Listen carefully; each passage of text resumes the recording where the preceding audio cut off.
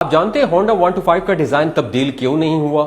اگر آپ جانتے ہیں تو بہت اچھی بات، اگر نہیں جانتے تو میری اس ویڈیو کو آخر تک دیکھیے گا، بہت انجوائے کریں گے اور بہت کچھ لرن کرنے کا موقع ملے گا۔ دسمبر 1974 میں انجن کی فائنل شکل سامنے آئی اور اسے جاپانی مستریوں کے سامنے رکھا گیا کہ اسے کھولیں اور اسے دوبارہ بند کر دیں۔ پورا انجن کھولنے کے بعد آدھے گھنٹے میں بغیر کسی کے سکھائے وہ پورا انجن باندھ چکے تھے۔ مئی 1974 میں ہونڈا والوں نے 2 بندے جاپان سے پاکستان صرف اس لیے بھیجے کہ یہاں کس قسم کے موٹر سائیکل کامیاب ہو سکتے ہیں۔ وہ لوگ پہلے تھائی لینڈ پہنچے، ملیشیا پہنچے، ایران سے ہوتے ہوئے انڈونیشیا اور فلپائن سے پھر گھوم پھر کر آخرکار پاکستان آئے۔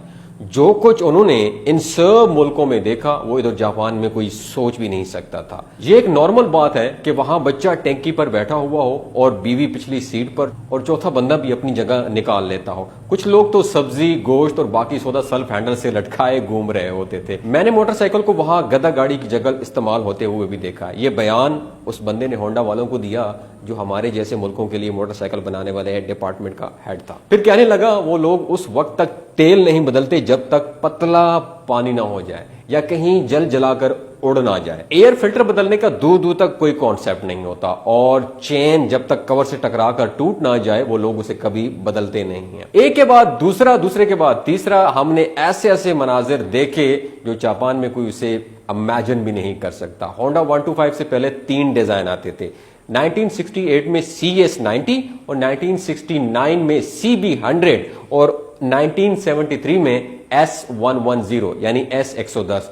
ان سب کو برابر دیکھ بھال چاہیے ہوتی تھی، مار بالکل برداشت نہیں کرتے تھے اور ہونڈا ترقی پذیر ممالک میں اپنا شیئر تیزی سے گرتا ہوا دیکھ رہا تھا۔ جب یہ صورتحال ریسرچ ہیڈ کو بتائی گئی تو انہوں نے فوراً کہا مجھے ایک گراف پیپر، کمپاس اور کچھ جیومیٹری والی چیزیں دے دو۔ صبح وہ بندہ ایک نئے ڈیزائن کے ساتھ دفتر میں آ گیا۔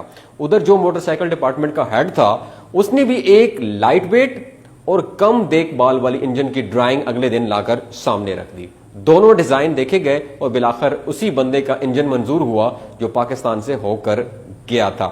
جی بالکل، وہ OHV انجن تھا جو ہونڈا 125 میں آج تک چل رہا ہے۔ اگلا پورا 1 سال 8 پوائنٹس پر فوکس تھا ہونڈا والوں کا۔ اب وہ 8 پوائنٹس کون سے تھے ذرا سنیے گا۔ انجن کی فیول ایوریج اچھی ہو، مار کھانے والا انجن ہو، ڈیزائن مکمل پریکٹیکل ہو اور وہی چیزیں ممکن ہو جن کے لیے لوگ عادی ہیں۔ پوری موٹر سائیکل کی دیکھ بھال آسان ہو، فریم ایسا ہو جو 4 بندے بھی برداشت کر سکیں۔ موٹر سائیکل کی پیٹرول کی ٹینکی ایسی ہو کہ بچہ آرام سے بیٹھ سکے۔ موٹر سائیکل کا رنگ اور سٹیکر ایسے ہوں کہ پاکستانیوں کو پسند آئے۔ سیٹ ٹھیک ٹھاک کشادہ اور لمبی ہو، 2 کی بجائے 1 ہو اور پیچھے جو کیریئر ہے وہ بھی لازمی ہو تاکہ فالتو سامان بھی وہاں پہ رکھا جا سکے۔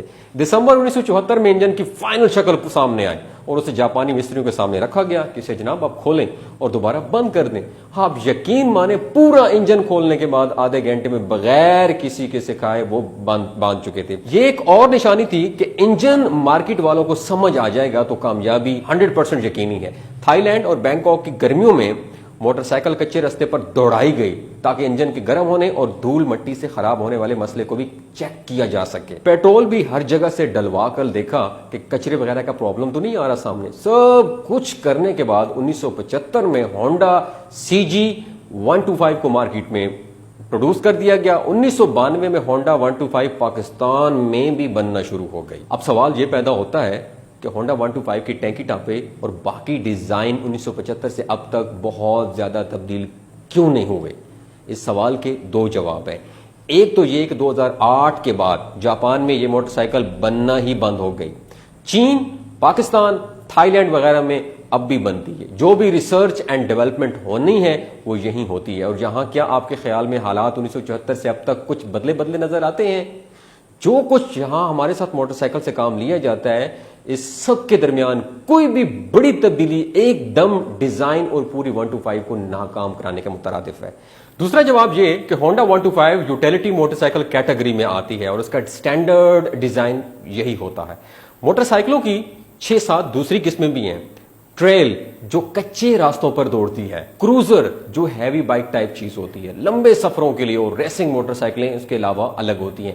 अब 125 या सिटी 70 के अलावा बाकी सारी हैवी मोटरसाइकिलें उठा के देख लें, कहीं महंगे पार्ट्स का मसला होगा, कहीं फ्यूल एवरेज कम होगी, कहीं आप 4-5 बंदे इकट्ठे नहीं बिठा सकेंगे, और बहरहाल नखरे उतने होंगे कि इन मोटरसाइकिलों के कि बंदा मोटरसाइकिल नहीं चलाएगा, मोटरसाइकिल बंदा चला रही होगी। तो जिसे शौक है 125 से हैवी बाइक